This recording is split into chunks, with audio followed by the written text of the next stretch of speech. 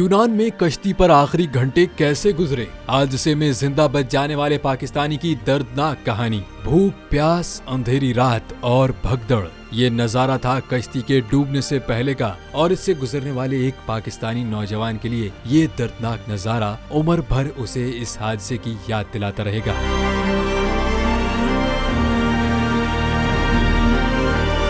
आजाद कश्मीर के हसीबुर रहमान ने बताया कि कश्ती का इंजन खराब हुआ तो एक बहरी जहाज आया और उसने हमें पानी और बिस्किट दिए और चले गए। उन्होंने बताया कि लोगों ने मदद के लिए भी पुकारा लेकिन उन्होंने न सुना। हसीब के मुताबिक कश्ती में 700 से 750 लोग थे जो कश्ती डोलने से कभी एक जानिब जा रहे थे, कभी दूसरी जानिब। जब सबका वजन एक जानिब गया तो कश्ती उलट गई और फिर भगदड़ मच गई।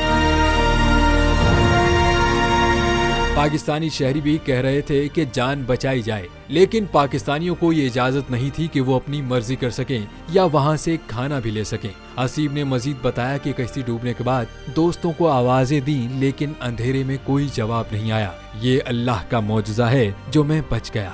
तकरीबन 1 घंटा समंदर में तैरते रहने के बाद इस बहरी जहाज के पास पहुंचा जिसने इसकी मदद की और रेस्क्यू किया।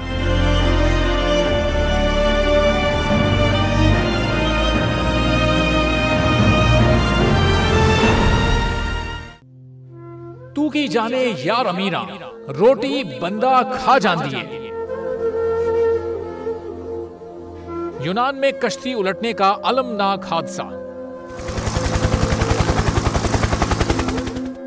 उदास आंखें, चेहरों पर मायूसी, दिलों में अब भी प्यारों के बच जाने की आस। मेरी दरखास्त है वजीर आजम अगे जल्दी तो जल्दी मेरे बच्चे की तलाश की जाए।